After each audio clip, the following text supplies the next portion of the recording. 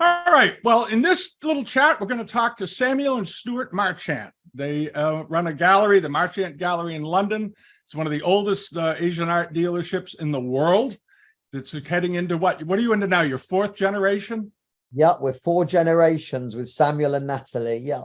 Right. And it was started by your great-grandfather. Samuel's great-grandfather, my grandfather. Okay. Also Samuel, but right. known as Sydney Marchant. Right. In 1925. Correct. And correct. you moved to Kensington in the 1950s? Yeah, early 50s, very early 50s. And then my father joined his father. Right. And that was just the two of them originally. Yeah, actually, sadly, it wasn't. It was my grandfather and his wife, my dad's mum. But sadly, she passed away. And my father was intending to go to university. And his father said to him, look, your mum's not in the shop anymore. I need some help because I like to go out. There's auctions every day, everywhere. And there's dealers everywhere to buy things from. And I need some help. So my father perhaps did the dutiful thing and went to work for his dad.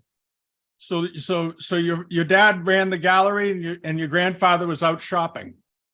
Basically, yes. But in those days, shortly after, my grandfather let my father learn the business by going out and buying. And then it was an innocent, lovely, charming business. And you would make some mistakes along the way. You'd buy a 19th century Kangxi vase thinking it was Kangxi, but then you'd learn, but it only cost you £5 to make a mistake. Right. These days, the mistakes are much more serious, obviously. That's great. So he did that, and they were running this was the original store. The original store was in 1925, was in Cursitor Street off Chancery Lane near the City of London. There were lots of antique shops around there, including where the silver vaults are. Yeah. And it was an opportune moment. He came out of the First World War with his 2 brothers. That was a miracle in itself that the 3 of them survived. Right. He was also an orphan. He actually, he was an orphan. He went to an orphanage, but it was purely because his parents had 6 children and they couldn't look after them all. So he went to Norwood Orphanage. Then he got called up for the First World War, went to the First World War with his brothers. They all survived. He came out of the First World War not knowing what he wanted to do. He worked at Selfridges in the stationery department. He worked in a restaurant, and then he became a chef, which he quite liked. But he found his true vocation when he worked for a Mr. French, who was an antique dealer. And he loved it. He absolutely loved it. And he thought, I can do this. And then in 1925, he took the plunge and rented a little shop in Cursitor Street. And we've got adverts from those days. And the adverts show Oriental and Chinese and Japanese. So but he was selling other things too, other antiques. He was selling other things too. English watercolors, English ceramics, continental ceramics, some arms and armor. Lots of unusual things. But when my father joined him, my father immediately noticed that it was the Oriental things that were selling better than anything. There was a massive group of local collectors that would come in every single day and buy things. England was full of collectors of Oriental art. So Dad immediately noticed that. And he said to his father, who was an amazing gentleman and very astute and amazingly enough, very flexible. And he said, yeah, absolutely, boy, if you want to just go into Oriental, that's what we'll do. And that's what they did. And it was fortunately, it was a good move. And at that time, too, there were auctions constantly with the Oriental. Literally every single day. Right. Glendinning, Harrods, Knight Frank and Rutley, endless auctions, country auctions every single day. You actually didn't have enough money and time to view them all.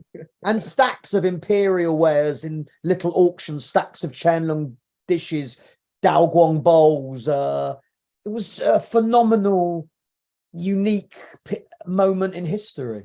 And all tucked away in pantries and little English country houses. And, correct. Yeah. And every shop in the countryside had Chinese things in. Transitional vases for a $5 or a $10, sleeve vases. Really? Yeah, I mean, it was, and they were in country dealers. You didn't even have to view auctions in the country. London, you'd view all the auctions because they were every day, everywhere. But when you went into the country, you didn't view auctions. You just went to all the antique shops and bought gold splash bronzes. And literally, I know I'm laughing a bit, literally in country dealers. Just full of Oriental. I mean, I know my grandpa, I remember him telling me a story that when he started working maybe 5 years in, his father sent him away for the weekend in a car with £100 to drive up to Scotland and back, and he would easily go and fill his car up to the brim and come back with transitional vases and anything. He would go into every single antique shop he could find on the way up north, up to Scotland, and he would buy something in basically every single shop. And he would only come back after 2 or 3 days when he ran out of money. He ran, or the car was too full.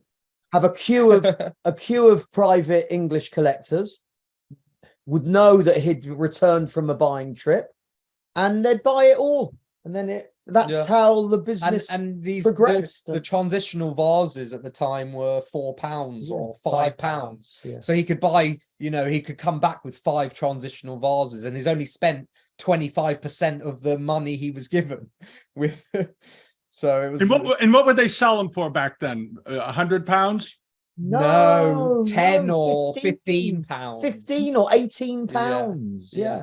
So the value and the flipping of it was very limited. Yeah, you couldn't make today, if you were lucky enough to find an amazing object, you can make it serious money, isn't it? I mean, it's much harder today to find something. Yeah. We can get onto that later, but with the internet, it's all over the world. You can But I think that then from our books, the margins are not, well, I mean, you can't scoff at 100% or 150% margin, but when it's a tenner, £5 to 10 or £15. Really? Yeah, that was it. But it was sort of that way here still in the 1970s in the US, in New England, because New England had a lot of material come in, but when I got interested in non-export wares was in the late 70s.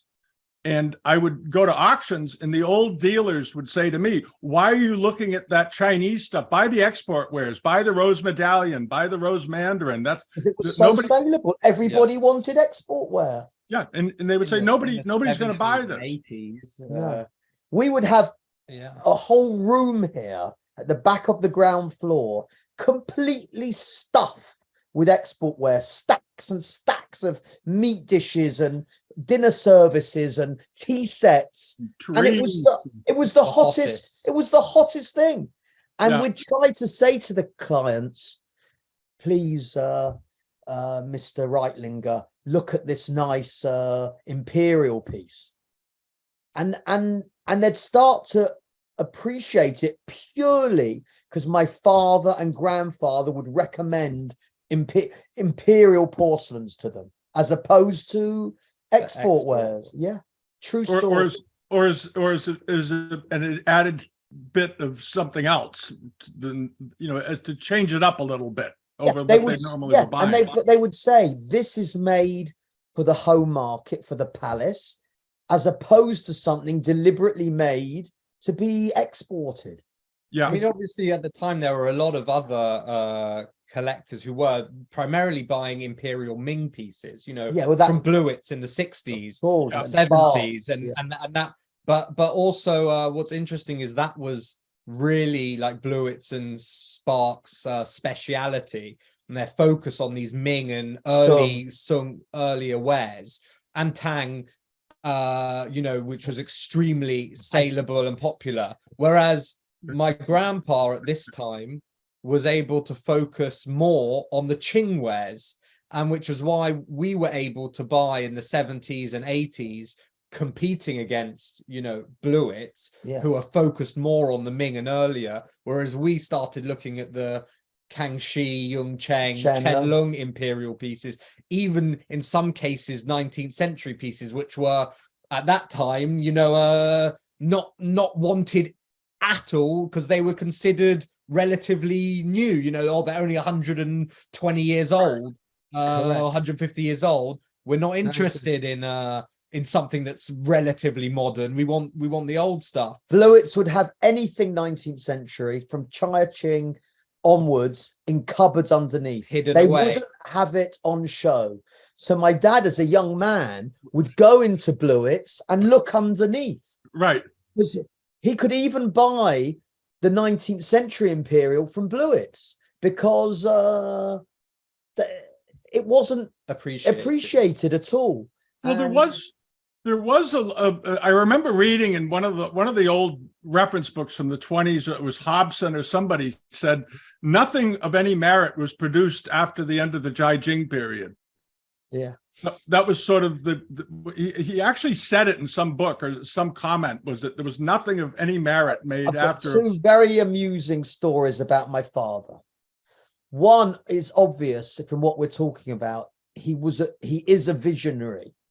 He went for Qing pieces when most people weren't really going for them, but it's purely because he loved them and he appreciated the incredible quality of the workmanship and the skill that went into their manufacture. And a funny aside was in 1991, we've had our one and only 19th century exhibition. And the market actually had gone down in 1990. And we chatted and they said, oh, no, you shouldn't do a 19th century imperial exhibition. It's not a good time. And we went ahead and we did it, and it was extremely successful. And a famous journalist wrote in the Times, who wrote for the Times or Telegraph, came into the gallery and was very dismissive of all this Qing Imperial 19th century, which was fabulous stuff. And he sort of put my father on the back foot a bit, because my father was showing this famous journalist around the 19th century exhibition in 1991. And the guy said, oh, this is all like, I can't remember. Yeah. So my father was very calm, and he turned around to him and he said, so you don't like any Ming imperial porcelain? So the guy looked at him and said, what do you mean? Of course I like Ming imperial porcelain. Because my father, Dad said, well, of course, more than half of these are the same patterns that they did in the Ming dynasty. Right. So then the guy was a bit more accepting, and in the end he started to look at the pieces more carefully, and he appreciated them for what they were. Of course, the patterns continued for the fifth concubine, green ground with aubergine dragon. They were the same in right. So he was really hung up more on the terminology of the dating than on the actual quality. Because I always look at, and I think you probably do too, you look at the best wares of the Kangxi, Yongchen, and Qianlong period is sort of being the pinnacle of what had been coming up since porcelain was first made. Correct. The earliest pieces through the Sung and onward, Yuan, Ming, And obviously, there's exceptions in Yongle, Xuande, and Changhua. Those the actual technical quality of those has never been equaled, because that's shortly after they mastered the techniques. Right, so, exactly. But it was but the three emperors of Qing, I agree with you. They are amazing. They elevated it. They put the atelier at the palace where they were doing decorating. They were getting advice from Jesuits. They were bringing in the famille rose, colloidal gold, and doing all of that. And that was a whole other leap in technology as far as ceramics go. I mean, you see in Kangxi and Yongcheng, and especially Qianlong, you see totally new forms. Yes. Which haven't been seen before, especially with like incised work, with more detailed, even reticulated work. Qianlong, they invented it. Yeah. You see all remarkable and crazy vases and open work dishes, revolving pieces, which obviously in the Ming didn't exist. Right. So it's not just at that time that they perfected the porcelain production, the refinement of the porcelain. It was actually a highly innovative period. Correct. During those three emperors, especially especially in the Kangxi, like Vert, Kangxi. You're implying Qianlong was very Kangxi, Yongcheng, and Qianlong. Kangxi is also totally extraordinary. Most innovation probably in Kangxi took place in the 18th century, in the final 20 years, when you start seeing the move towards Yongcheng refinement. Yongcheng refinement is like the ultimate pinnacle in terms of quality, and then also in Qianlong again you see more innovation, more shapes. In Kangxi the peach blooms, they're new, basically. They're new shapes. All the peach bloom shapes that you find the set in the boar, the peach bloom set. They're all new. That set came from Marchant. That set came, Did it? Yes. That's an amazing story for another time. I have written that story in the 100-year book. It will be published we hope, if everything goes to plan, June. The book will be published in June 2025. So you got your 100th anniversary coming. Exactly. So there was one little aside I must tell you for your listeners who haven't attended any of my 3 lectures on Marchant. 2 in Australia, one at the Gallery of New South Wales, one in Melbourne, and one at the Cosmopolitan Club in New York. In 1945, they were doodle bugging London, the Germans, and the flying bombs. Yeah. And on a Sunday, one dropped out of the sky and hit my grandfather's gallery in Cursitor Street. Really? No one was killed. Okay. But he lost his entire stock. So there was nothing. It was just the street. If you can look up Cursitor Street on war records, half the street was obliterated. And so it was incredible. He had to start again. And he briefly moved to Duke Street opposite Selfridges before moving here to Kensington Church Street.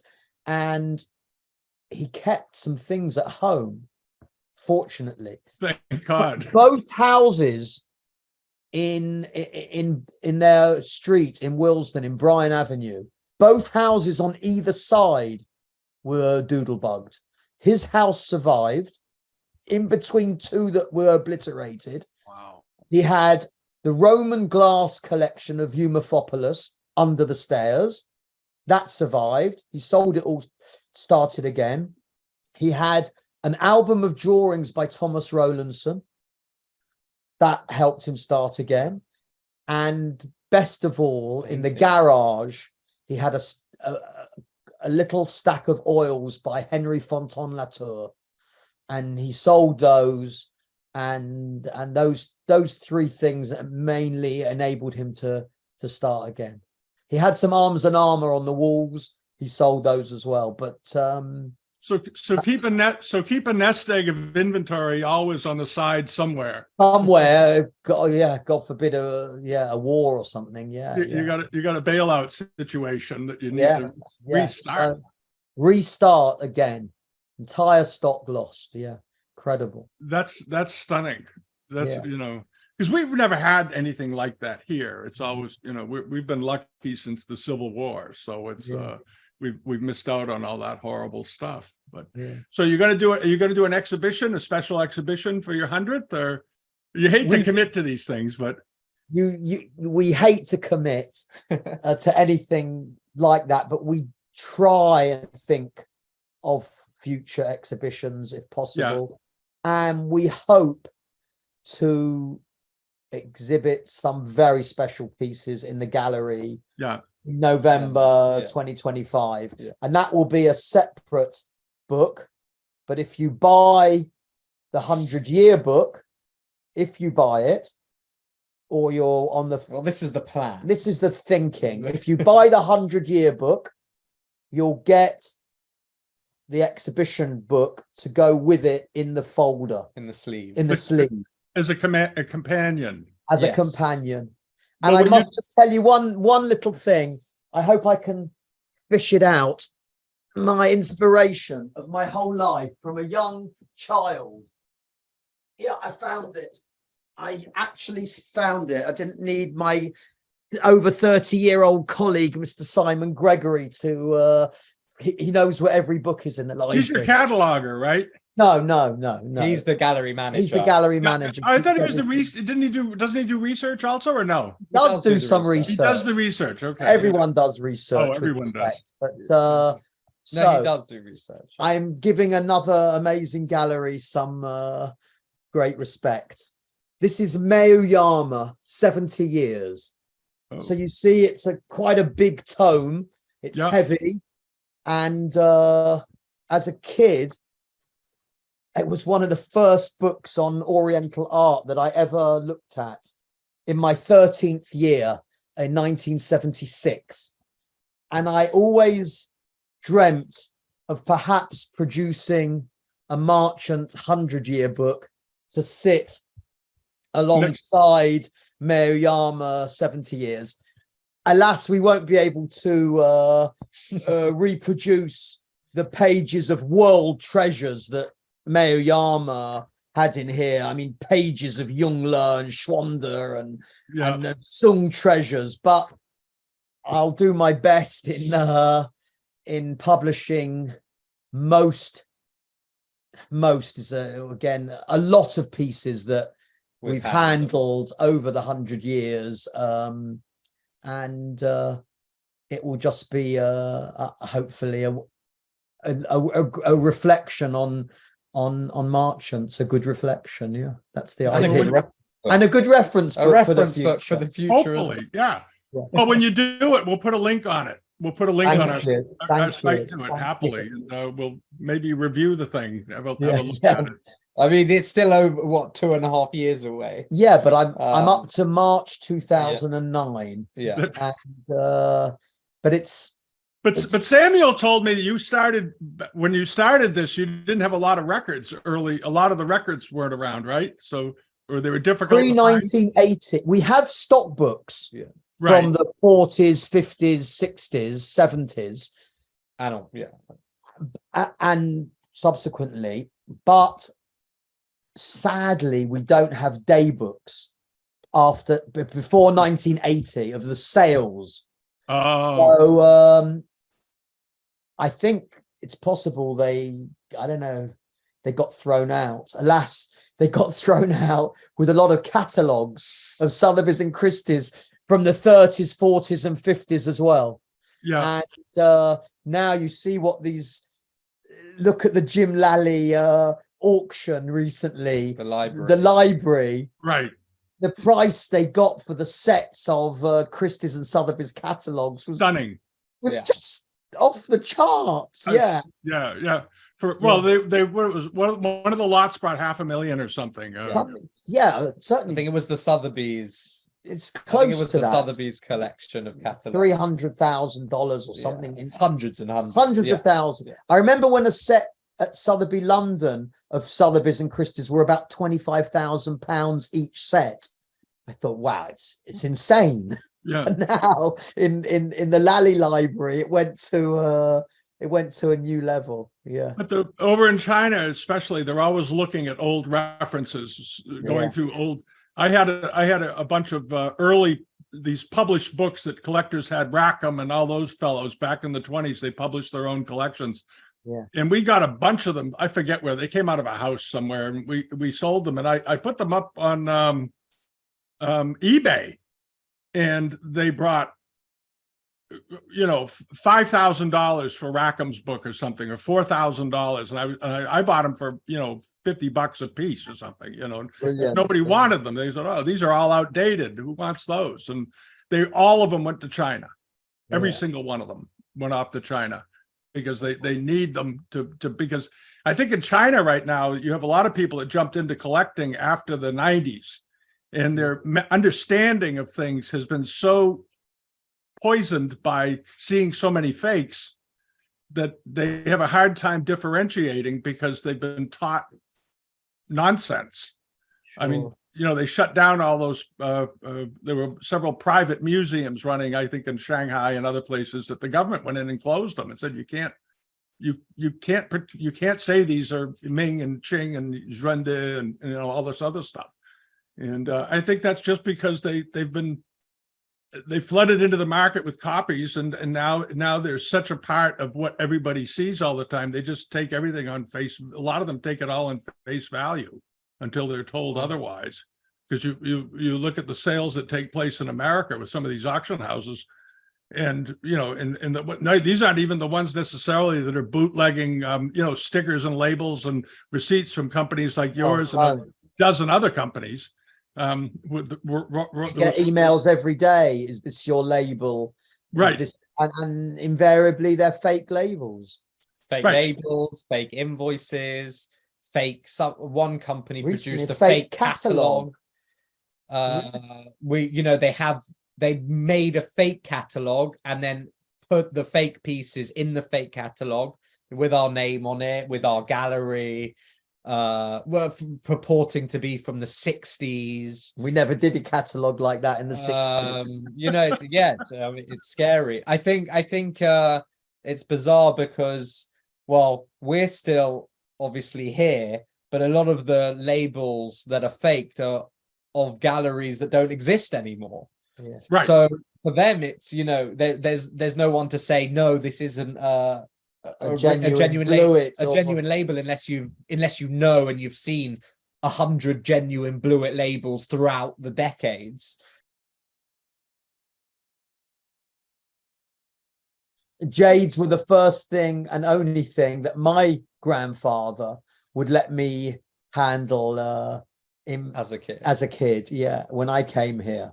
Really? He was afraid because so I've got a real love and passion for jades. Well, they're harder to break. They're much harder to break. I was going to say that's one of the second or third hardest known materials to mankind. And so if I love them. I've written 5 or 6 catalogs on the subject. Yeah. Well, I noticed you have a real interest in Qing imperial jades, especially. Yeah, I love Qing imperial jade. Yeah, the green nephrite in particular, or what they used to call the mutton fat, the white jade I prefer. Although Dad always says that when he was a kid, they preferred the spinach jade. Yeah. Yeah, well, that's a changing taste. I think it goes back and forth a little bit. Because one of the things I noticed on the things that you buy, it seems like you seem to have this thing where you buy a really great example, but then the example is just a little bit better than all the other really good examples. Like it'll be larger, a little more finely detailed, much better condition. Kind observation. No, it's interesting that you picked up on that observation. I think a lot of the time that actually, ironically, is the case. Yeah. We always like to find things which, you know, I mean, it's not easy to find great things anymore, but if we can find something which has something slightly different to a more common type, right, and then it adds an extra bit of quality to the piece. You know, if it has an extra enamel, you know, a different color, or it's painted slightly differently to something else, or slightly larger in size. A lot of the time, in fact, we pride ourselves a lot on condition. So a lot of the time you might find 10 examples of something, but they'll always have a crack or a chip. We would like to handle the one which doesn't have any issues. Yeah. And for some collectors, that's very important. They want a piece which is in perfect condition. And we have sold, I've never mentioned this to anyone before, so everyone will hear this now. We've split pairs where in the old days you wouldn't split a pair. Right. There was an extra value in keeping a pair together. You used to say that it added a third. A third. It could have in the old days. That's the formula that I've always thought of, is that a pair is worth 3 times the price of a single. But with vases, certainly with vases, I still agree with you, but with certain bowls and dishes, and certainly over the last 5 years, we have split pairs, but obviously we've kept the better one, and we've sold the lesser one, in our opinion, purely because of the enameling. Maybe one's got a bit of staining or burning, or occasionally a foot nick or something. So we've sold the lesser one and kept the best one. Do you think the resistance to buying a pair is because the price has gotten so high on things? I would think so. I mean, when you're looking at a pair of, you know, Yung Cheng monochrome lemon yellow bowls, or lavender Claire de Lune bowls, and 100,000+ is now 250,000, right? Yeah, for a pair. It does sort of make you think. Firstly, do you need to? Do you want to? And is it too much money? Right. I definitely think it has an impact because of the increase in value over the last 15 years. And we've kept a few of the better ones for the 100-year book, we hope. The 100-year exhibition that we hope to because on your site I was looking the other day, and you have a Guangzhou charger on there right now, a Femi Jun Yongshen Guangzhou charger, right? Yes. And I was looking at it, and I said, just at a glance, I said, oh, it's a yellow Guangzhou charger. And then I blew up the picture and pulled it in close. Yellow ground. It's that, amazing. That fits into your observation. And I thought, wow, Guangzhou dragon dishes. They made a lot of them. You can find iron red ones with the double dragon with the flaming pearl. You can find Thamel Rose ones, maybe with a dragon and phoenix. You can find blue and white ones. But to find one with a yellow enamel ground and all the different colored dragons on the front and reverse. I've never seen one. No, that's the only one. I can't recall ever seeing another one. And that's why when we saw it, that we purchased that in Christie's London, from a collection where the man had collected yellow ground pieces for 30 years. And we thought, it's the only one. We better buy it. We should have this because it's so special and so unique. Because every year you can find Guangzhou dishes of that size with varying patterns for $3,000 or $4,000. Yeah, I mean, You know. although now they're probably now they've gone up. 10 Yeah, to 50, sometimes even $20,000 on right. average. But that one is like by far and away the most special one we've ever seen. It's one of the nicest ones I've ever seen. Thank you. I've looked at a lot of them because I'm interested in that end stage production. That was sort of the end of the dynasty, and they were doing the best they could and so forth. But I saw that and I thought, this is unbelievable because of the quality of the enameling and the condition. Yeah. No It's a scratches. remarkable dish. The back of it, the foot wasn't chipped. No hairlines. Thank you. So. But of course, back to my grandfather, rest his soul. Yeah. He was born in 1898. 1896. I'm not sure. I think 1898. Okay. And of course, Guangzhou was alive. He was alive. Yeah. So he would never have bought Guangzhou. any Guangzhou. No. He reluctantly bought Daoguang because the Graviata bowls are just so good. Right. Daoguang. But he had stacks of them. He had stacks of them. He would have a stack of 20 ruby ground Graviata And bowls. yellow and a stack blue. of 20 yellow ground Graviata bowls. We have some records that he sold pairs at £25, £35.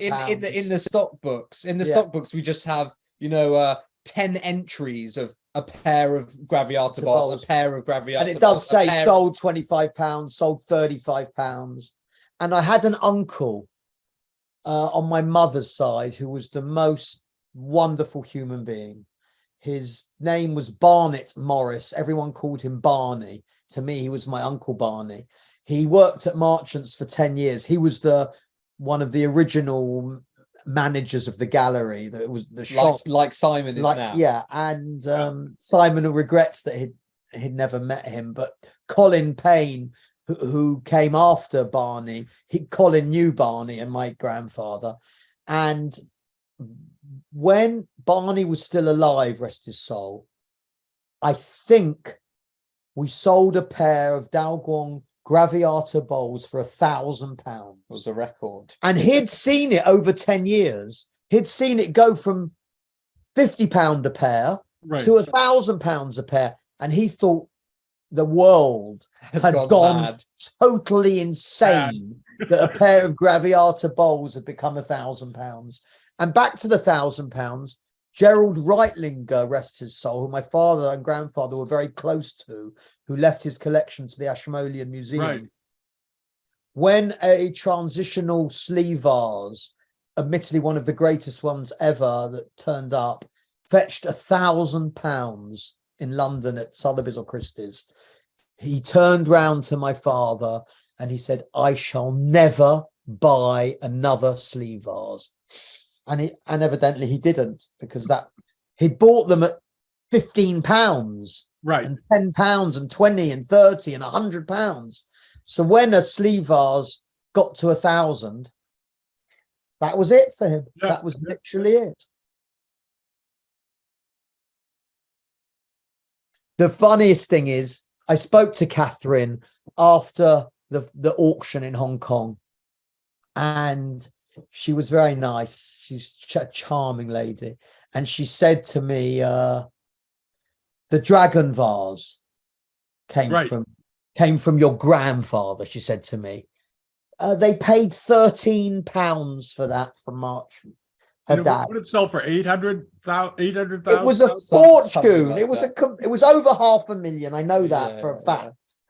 I think it was 800,000, but it was the only one known, isn't it? I'm not sure, but I think in the book they said it's the only known. It can't be many. It's a wonderful vase, but still, where'd you get these prices from for Kangxi? I mean, that is really a new phenomenon. Yeah.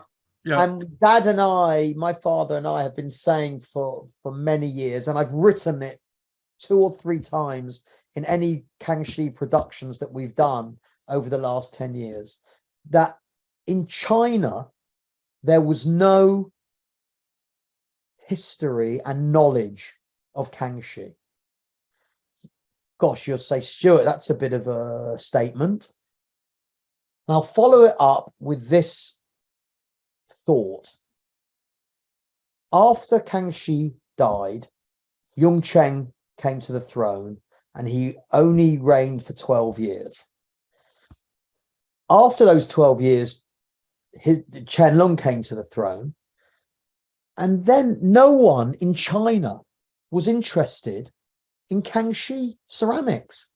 They were your old clothes, your old shoes, your old shirts. And in the West, a good Kangxi vase was the price of a house in Belgravia or in Manhattan. Yeah. So the law of supply and demand was never as appropriate and could never be applied as much as at that moment.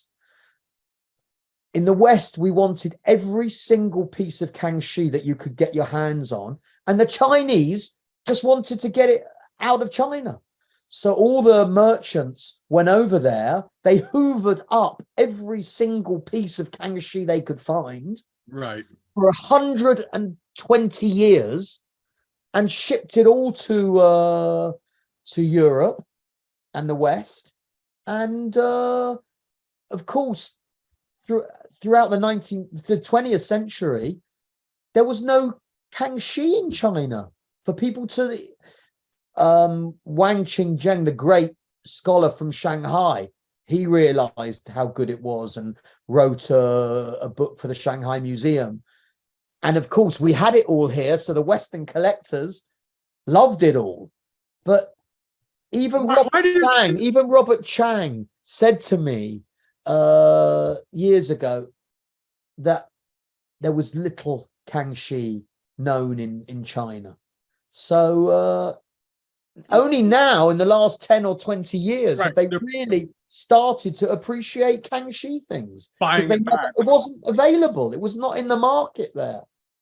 But why do you think that was? Because it wasn't marking period all the time, or it was so in demand in the West, you know, Frick and JP Morgan and Rockefeller, they all wanted it, and in China they wanted Qianlong stuff. They didn't want anything Kangxi, so it got exported in, even though 90% of it was never intended and never made for export. It got exported, and now they want to repatriate it, quite rightly so. Really? Do you think they just felt it was inferior to the other stuff, or just not the new stuff? Fashion. It was fashion, purely fashion. It went out of fashion. I think what it also plays into is the fact that, talking about like if it's meant for export, they would have assumed, especially in the mid 20th century and let's say onwards, that it was basically all export, or most of it was export, because it was exported. But they didn't know. So by deduction, because it has been exported, and look, there was obviously still some there, but not a mass of it like there is of Qianlong pieces and Yongcheng pieces. But because it was all exported, or 90% of it, 80% of it, I'm just making figures. They believed, it's all meant for export, and therefore we don't particularly want it. I think now, especially in the last 10 years, look, there's some things which are very easy to understand that they are export in Kangxi, but there's also many things which are, you know, on the cusp. Could this actually have been meant for a domestic market rather than an export market? Like the Chinese taste material. Slightly more Chinese taste material. Brush pots. Brush pots were never. Then no, of course, brush pots. But I've got to take this a step further because of the thing we were talking about. And I know exactly what you're going to. Kangxi biscuitware. Now, Kangxi biscuitware is sadly out of fashion, like export wear, but it's water droppers, it's brush washers, right? It's incense holders. Now, do these things have any meaning? Onions. Yeah, but the shapes, the brush pots.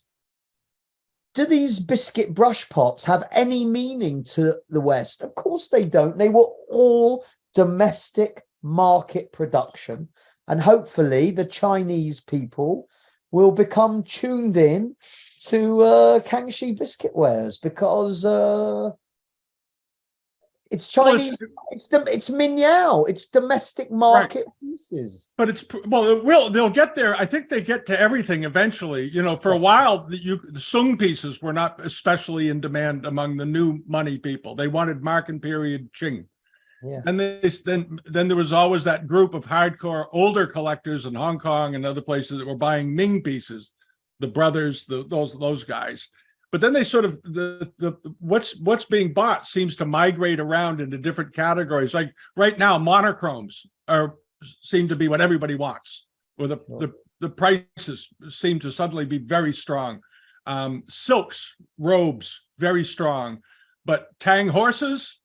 Yeah, that's dropped. You know, early pottery, Han stuff, all that. No, Han has been you know, as wonderful as it is. I mean, some of the Han, there are Han bronzes that turn up that I see them and I go, oh, the patinas, the surface, the architecture of the piece. Same with the Han pottery, the wonderful iridescent glazes. Yeah, but they don't sell. They, you know, you can buy a nice Han pot for a couple $1,000. You know. Yeah, or less. Yeah, but in the same with Tang. But now it's everybody wants, you know, the Sung celadons. So now they're mass producing piles of Sung celadons, Ming celadons, and fake Ming celadons now. I think in the last year and a half or so, transitional Chongqing pieces have gone absolutely crazy. And they're so high in demand. Everyone is looking for transitional Chongqing pieces. And like you say, in Jing to Chen now, they're faking lots of transitional pieces. Because it's so much demand. My grandfather went to Hong Kong in the 50s. And he would go up Hollywood Road and he'd go in every single shop and buy things in every single shop and not haggle too much. He was a real gent, and he'd ask for Yung Cheng. That was just the code word. Please, have you got any Yung Cheng? And what would they show him? Transitional. Really? True story. Why? They didn't know. They had no. They didn't know. Again, it was exported because it had gone out of fashion. Right. It was never intended for export. Brush pots, sleeve vases, they were domestic market pieces. It had been very valuable in the West, even though it was pounds, but it wasn't wanted in China. So when my grandfather asked for Yung Cheng, he would be shown transitional in every shop. And he'd happily buy it and they wouldn't know the wiser. Really? And they just thought that's what it is. But it's actually 17th century. Correct. And behind you before we started, you talked about that little vase in back of you, the rouleau vase. Shall I get it? Yeah, get it. Because it's the kind of thing that you like. We love it. We absolutely love it. I don't know how clearly you can see it. There we go. But say what's so unusual about this, about the color. This is an early Kangxi rouleau. You can tell it's early particularly because of the shape, the high shoulder, the galleried rim, the little rib. But the most unusual feature is there's no blue. Now everything in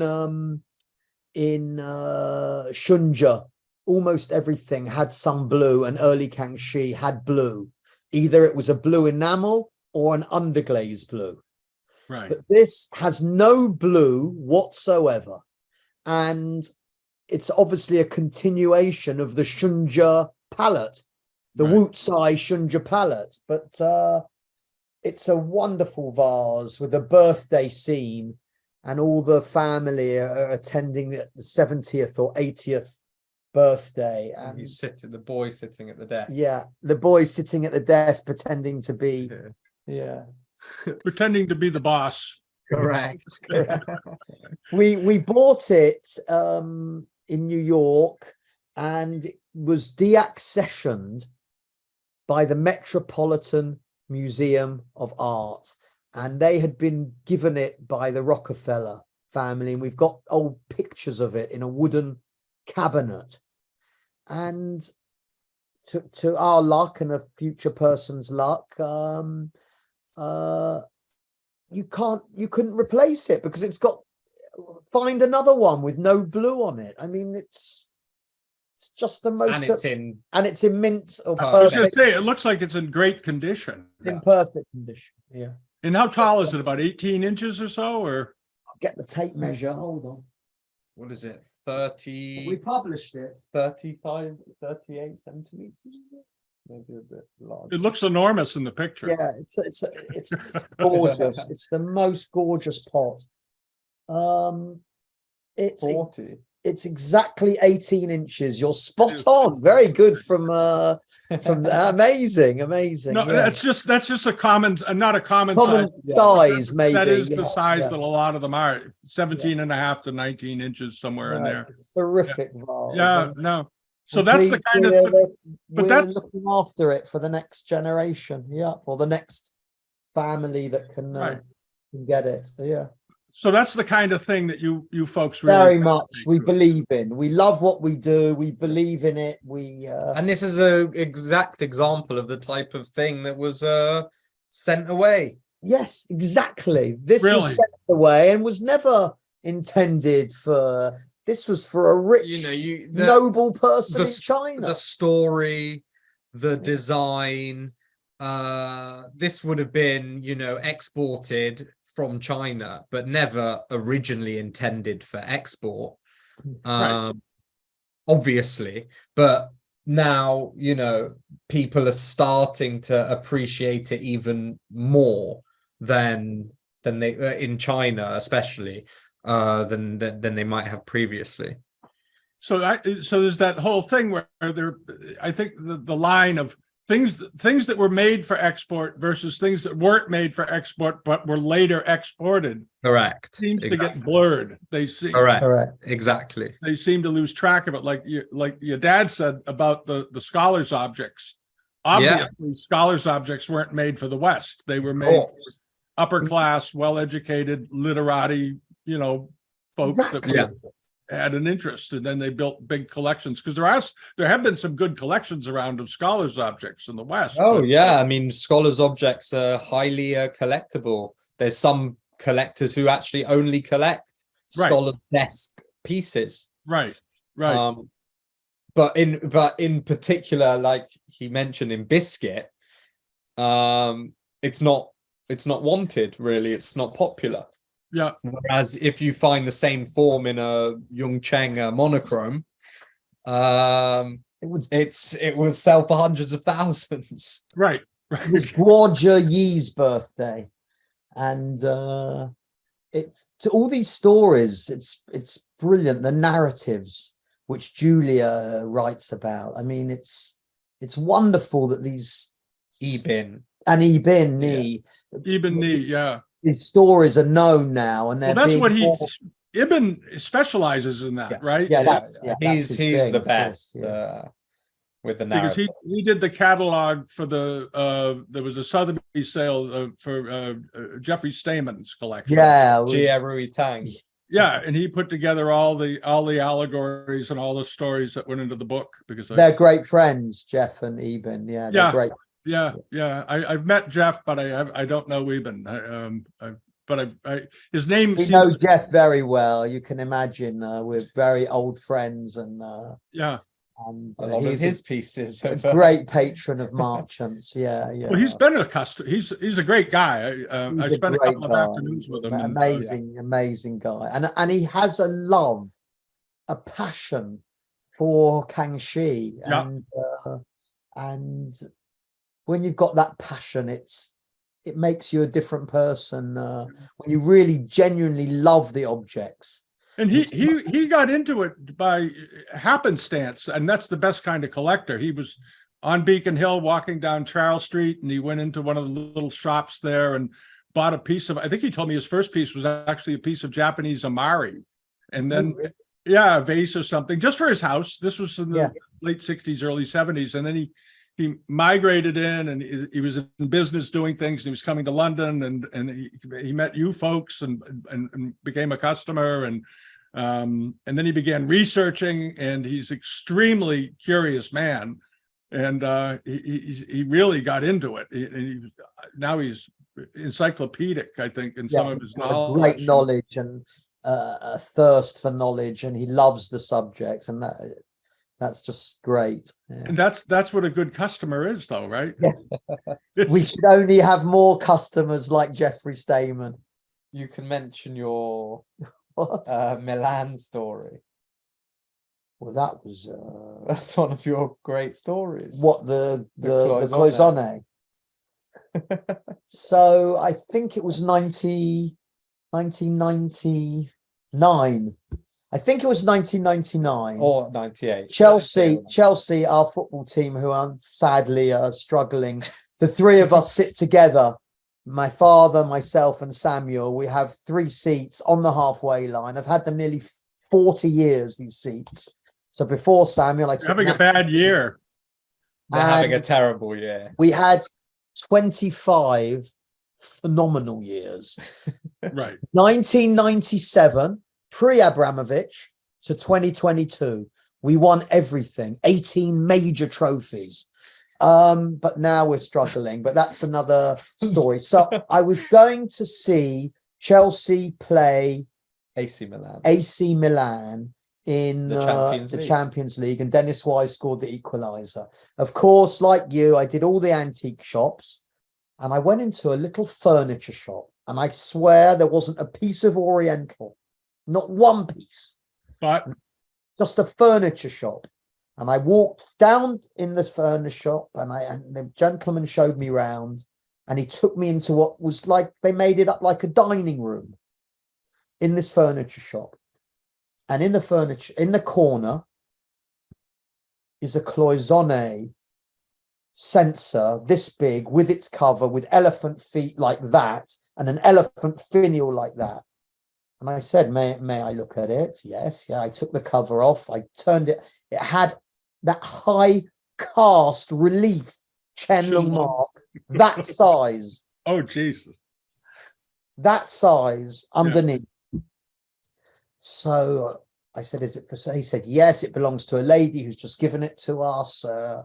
And I'm with my friend, and we're wearing Chelsea scarves. You know, I mean, it was just... Uh-oh. So no. So my friend says, he said, how much was it? It was equivalent of about £3,000 or £4,000. Yeah. So I said, well, I'd like to buy it. He said, well, let me just confirm it with the lady, the owner. And I was going to Boston to Skinner's because they had the sale of Nelson Elliott Bunker. He was the aide-de-camp to General Douglas MacArthur. So I was going from Milan to Boston on an Alitalia flight the next day. So my friend Arthur is with me. He says, "Oh, I'll take it home for you." I said, "Arthur, I can't do that. I've got to declare it. I've got to import it. We've got to get a license. Everything from Italy, you have to get a license." I waited 5 weeks for the license, and eventually it came through. I paid the gentleman, and when it arrived, my father, very rarely this happens. It happened with 1 or 2 other pieces I bought. He says, "I can't value it," because that was one of his things when I bought something remarkable. He just says, I cannot value it. I don't know what it's worth. It's worth a lot of money. And so we sent it to Christie's Hong Kong, and I think it fetched £140,000, which was a lot of money at the 20 time. years, 25 years ago. Yeah. Yeah. It was a strong result. Yeah, it was a result. All because of a Chelsea away match. All because of a Chelsea away match in Milan. Yeah. And then I flew to Boston, and we were living in our first married house. We had a little apartment. We got married. We moved when Natalie was 1. We moved to a little house in Wildwood Road. And I went to Skinner's. And in those days, they were an amazing company. And they had this whole collection of Qing Imperial monochromes that had been taken from Japan after the war by this American aide-de-camp to Douglas MacArthur. And I almost bought everything, and Mr. Lally was there, but I had fought everyone, and I went across the road to the famous department store, and I bought a metal trunk, and they let me pack and take every piece without payment. Skinner's. They said, "Of course, Mr. Marchant, you can take the pieces." And I packed them in this trunk, and I went to the airport and I checked the trunk in, and I brought them home, and I laid them out on the dining room table in our small first house. And I said, "Dad, please come round and see what I bought." And he was just blown away. Ram's head, Yao crackle, Ram's head vase, Chandler Markham period, lavender. I was there. I was there that day. So this is. You were there. Yeah, this was the one where they had it all on the cover. They had all the pieces on the cover of the catalog, and they had cataloged them all as being late Qing and Republic. Correct. Right, and everybody in the world showed up for that. Yeah, I remember Jim was there. Yeah, Jimmy Callahan. Yeah, no, Jim. Jim Callahan was the Asian guy. Yeah. Jim Lally was at the auction. Oh, yeah. No, I was sitting in the back, and there was a friend of mine from New Hampshire that came down that was sort of a punter in the game. Yeah. And he was looking at a blue glazed brush washer that was in the sale that was estimated at, $300 to $500, and it brought, 50,000 or something. And he told me, he said, "I'm going to buy that brush washer." And I looked around the room and I looked at him. I said, "No, you're not." I said, "We're not buying anything here today." And he said, "What do you mean?" And I said, "These are all period pieces." And he said, No. But I remember the Crackleware vase, the Who form vase. Yeah. That was amazing. Amazing. I was in Hong Kong with Natalie, and we view every piece very, very carefully. And the Schwander Mark and Period tankard was coming up, and it was 6 million Hong Kong dollars, and there was no bid. And Henry was on the rostrum, and there was no bid, and it was going to be BI. So I said to Natalie, "Stick your hand up." And she stuck her hand up, and it was 6 million Hong Kong, and no one bid. And he's waiting and waiting and waiting. Torture. The auction, Henry, waiting, and no one bid. And eventually he knocks it down to the ladies at the back of the room. And yeah, that was a magic moment to buy a Schwander Markham period tankard. Yeah. Well, it's all very interesting, and we could have this hours and hours. We could literally go for do a couple of pitchers of beer and just go all night. But I think we should end it here, and I want to say thank you. Thank you. Thank you. Great talking to you. And we'll be talking again, but when you get your catalog up in a year or two, we'll throw it on the site for the people that visit us, and go from there. Okay. Okay. All the best. Thank you, Sam. Great weekend. Thank you. Thank you. Nice to see you. You've got a nice setting there to. Thank you. We look forward to welcoming you to the gallery. I'd like to come over at some point. That would be a lot of fun. It would be a lot of fun. I'm here in my living room, or in the corner of it. So we can go together to the Percival David or to the Ashmolean or to the Victoria Albert Museum. There's a lot to see. Where Samuel was at university in Bristol, there was is an amazing collection. Were you? Yeah, amazing collection. Yeah, so you've got lots of reasons to come. Yeah. So Samuel's never been able to get away from it. No, when he went to university, I said, you've got to go there. I went a lot. You've got to go there regularly. They have some amazing Yung Cheng, Famil Rose, Yu Hu Chun, Ping. They have 2 of them, and they have Schwander bowls, a Chenghua Palace bowl. They have a whole collection of glass. In Bristol. They have some incredible things. Really? Yeah. Well, when you were going, it was like you were getting credits for your degree. The degree that I wasn't doing at university. There's no school for this. There's no exactly. You can't. You can't. People always say to me, because I studied geography at university, and people always ask me, "Oh, why would you study that? Why didn't you study history of art or something?" And I think the reality is, I wouldn't. Firstly, from a history of art point of view, I don't think I would learn, in regards to Chinese art specifically, half of what I could learn from my grandfather and my father. So I wanted to do something that was a bit more different, a bit abroad. I mean, I know that in America, geography is very different to what it is in the UK. I mainly focused on economics and human geography and social theory and philosophy, geopolitics, geopolitics. That was sort of what I was focusing on, and obviously it's very different. People always joke I now know where to maybe go to find Chinese porcelain. but yeah, no, my degree in Chinese art is at the Marchant University. MU. MU, exactly.